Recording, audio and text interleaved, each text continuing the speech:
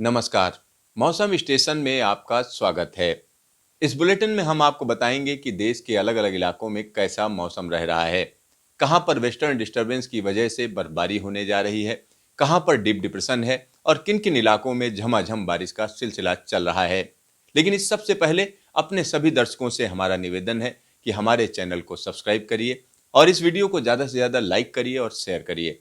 तो आइए शुरू करते हैं, देश भर में मौसम का क्या है हाल। तो इसके लिए सबसे पहले नजर डालते हैं सैटेलाइट इमेजरी पर। तो यहाँ पर जो ताजा सैटेलाइट इमेजरी है ये बहुत कुछ कह रही है।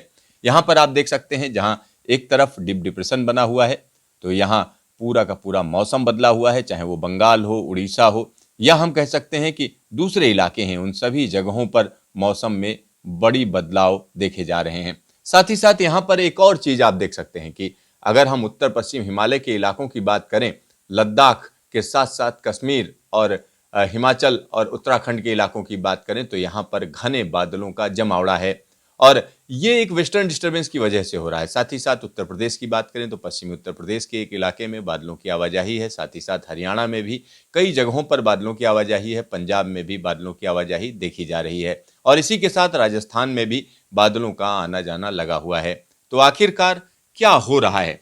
आखिरकार ऐसा क्या हो रहा है जिसकी वजह से बादलों का आना जाना शुरू हो गया है और कई इलाकों में मौसम बदल रहा है? तो मौसम विभाग का कहना है ऐसा इस वजह से हो रहा है क्योंकि एक वेस्टर्न डिस्टर्बेंस इस समय उत्तर पश्चिम हिमालय के इलाकों में दस्तक दे चुका है, जिसका असर मैदानी इलाकों के साथ साथ पहाड़ी इलाकों पर देखा जाएगा। और इसी तरह से दूसरी तरफ अगर हम देखें तो एक रेमिनेंट, जो कि साइक्लोन का रेमिनेंट है, वो डीप डिप्रेशन में तब्दील होने के बाद डिप्रेशन में तब्दील हो चुका है। उसकी वजह से उड़ीसा के एक बड़े इलाके में झमाझम बारिश का सिलसिला चल रहा है और इसी के साथ बंगाल के इलाकों में भी जोरदार बारिश का सिलसिला बना हुआ है। मौसम विभाग का कहना है कि आने वाले कुछ घंटों में पूर्वोत्तर भारत में भी इस सिस्टम की वजह से मौसम बदल जाएगा। तो आइए हम आपको दिखाते हैं देश के किन किन इलाकों में वेस्टर्न डिस्टर्बेंस की वजह से इस समय लाइटनिंग का सिलसिला चल रहा है, क्या हो रहा है। तो ये देखने के लिए लाइटनिंग देखिए किस तरीके से हो रही है और जबरदस्त लाइटनिंग का दौर यहाँ पर चल रहा है। यहाँ आप देख सकते हैं जम्मू कश्मीर के एक बड़े इलाके में जोरदार लाइटनिंग पिछले आधे घंटे से चल रही है और इसी के साथ अगर हम देखें तो हिमाचल प्रदेश में खास तौर पर जो धर्मशाला और मंडी वाला इलाका है, उन सारे इलाकों में जबरदस्त तरीके की लाइटनिंग चल रही है और इसी तरीके से पंजाब और हरियाणा का जो बॉर्डर है आपस में लगा हुआ, उन जगहों पर जोरदार लाइटनिंग का सिलसिला चल रहा है। तीसरी तरफ अगर हम देखें तो हम कह सकते हैं जो डिप्रेशन बना हुआ है उसकी वजह से उड़ीसा के एक बड़े इलाके में मौसम जबरदस्त तरीके से बारिश दे रहा है और लाइटनिंग का सिलसिला चल रहा है। तो यहाँ पर दो चीजें महत्वपूर्ण हैं। जब ऐसा मौसम होता है जिसमें लाइटनिंग होती है तो उसमें खास ध्यान रखना पड़ता है, क्योंकि अगर लाइटनिंग आपके इलाके में हो रही है तो आप सुरक्षित रहें, अपने घर के अंदर रहें, बाहर निकलकर सेल्फी ना लेने लगें लाइट के साथ, क्योंकि लाइटनिंग में आपको पता नहीं चलता है कि कब आप पर बिजली गिर गई। तो सेफ रहना ज्यादा जरूरी है। अगर ऐसी स्थिति में हो तो कहीं आप किसी पेड़ के नीचे ना जाएं, क्योंकि बारिश में पेड़ पर ज्यादा बिजली गिरती है। लिहाजा सुरक्षित जगह में जाएं, घर के अंदर रहें, घर के बाहर ना जाएं। तो ये एक बड़ी चेतावनी है, खासतौर पर जिन इलाकों में लाइटनिंग चल रही है। तो आइए आप देखते हैं कि आने वाले कुछ घंटों में, खासतौर पर आने वाले दिनों में किस तरीके से मौसम करवट ले रहा है, किन किन इलाकों में ठंड पड़ने जा रही है, किन किन इलाकों में बर्फ गिरने जा रही है। तो आइए न्यूमेरिकल वेदर प्रेडिक्शन के मॉडल पर नजर डालें। तो यहाँ पर न्यूमेरिकल वेदर प्रेडिक्शन की बात करते हैं और न्यूमेरिकल वेदर प्रेडिक्शन में कुछ चीजें एकदम साफ साफ नजर आ रही हैं। अगले 24 घंटे में क्या होने जा रहा है, यहाँ पर आप देखिए कि एक वेस्टर्न डिस्टर्बेंस है जिसकी वजह से हम कह सकते हैं लद्दाख के साथ साथ जम्मू कश्मीर के एक बड़े इलाके में कई जगहों पर भारी से बहुत भारी बर्फबारी होने की आशंका है और इसी के साथ यहाँ पर जो हिमाचल का इलाका है वहाँ पर भी हम कह सकते हैं 24 से 48 घंटे में कई जगहों पर भारी बारिश और बर्फबारी का दौर हो सकता है। इसी के साथ अगर हम उत्तराखंड की बात करें तो उत्तराखंड में खासतौर पर कुमाऊं के इलाके में कई जगहों पर अच्छी बर्फबारी देखी जाएगी और पंजाब हरियाणा की बात करें तो कई जगहों पर बारिश की संभावना मौसम विभाग जता रहा है और ये मॉडल भी ऐसा ही दिखा रहे हैं।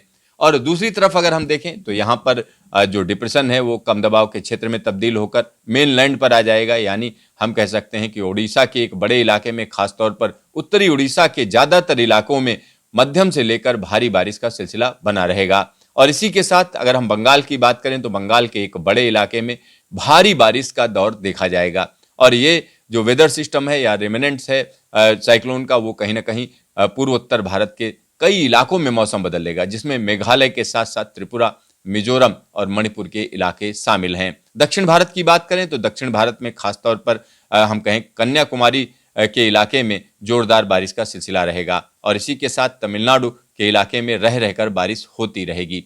7 तारीख की बात कर लेते हैं। 7 तारीख को आप देख सकते हैं कि किस तरीके से ये कमजोर वेस्टर्न डिस्टर्बेंस अब हम कह सकते हैं आगे बढ़ रहा है और इसकी वजह से 7 तारीख को भी ऊंचे पहाड़ी इलाकों में जबरदस्त तरीके की बर्फबारी का सिलसिला जारी रहेगा। लेकिन अगर निचले इलाकों की बात करें तो हल्की बारिश देखी जाएगी और इसी के साथ पूर्वोत्तर भारत की बात करें तो पूर्वोत्तर भारत में असम के साथ साथ त्रिपुरा, मिजोरम और मणिपुर के इलाकों में कई जगहों पर भारी बारिश देखी जाएगी।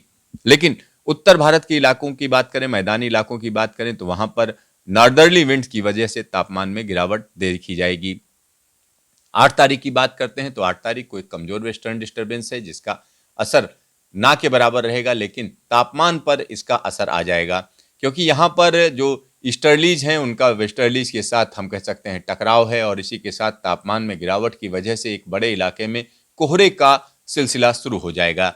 यानी 8 तारीख से कोहरे का दौर शुरू हो जाएगा और तापमान में गिरावट रहेगी। 9 तारीख को एक और वेस्टर्न डिस्टर्बेंस हम कह सकते हैं लद्दाख और कश्मीर को प्रभावित कर रहा है, जिसकी वजह से लद्दाख और कश्मीर के इलाकों में जो ऊंचाई वाले इलाके हैं वहां पर बर्फबारी देखी जाएगी और ये सिलसिला हम कह सकते हैं हिमाचल में भी देखा जाएगा। लेकिन दूसरी तरफ अगर हम देखें तो हम कह सकते हैं जो मैदानी इलाके हैं वहां पर कहीं ना कहीं तापमान में गिरावट का दौर जारी रहेगा।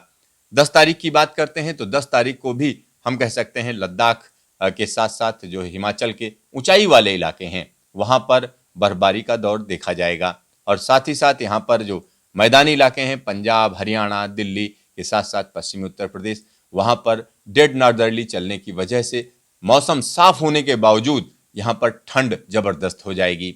और इसी के साथ अगर हम 11 तारीख की बात करें तो 11 तारीख को आप देख सकते हैं कि किस तरीके से मैदानी इलाकों में तापमान में जबरदस्त गिरावट देखी जाएगी। 12 तारीख की भी बात करें तो 12 तारीख को कहीं ना कहीं हवाएं तेज हो जाएंगी और उत्तर भारत के एक मैदानी इलाकों में जबरदस्त ठंड का सिलसिला जारी रहेगा। 13 तारीख की बात करते हैं तो 13 तारीख को भी इसी तरीके की स्थिति देखी जाएगी और 14 तारीख को एक बार फिर से कमजोर वेस्टर्न डिस्टर्बेंस पहाड़ी इलाकों को प्रभावित करेगा और जिसकी वजह से हम कह सकते हैं 15 तारीख को भी जो ऊंचाई वाले इलाके हैं वहां पर बर्फबारी का सिलसिला जारी रहेगा। यानी मैदानी इलाकों में जबरदस्त तरीके की ठंड का सिलसिला देखा जाएगा।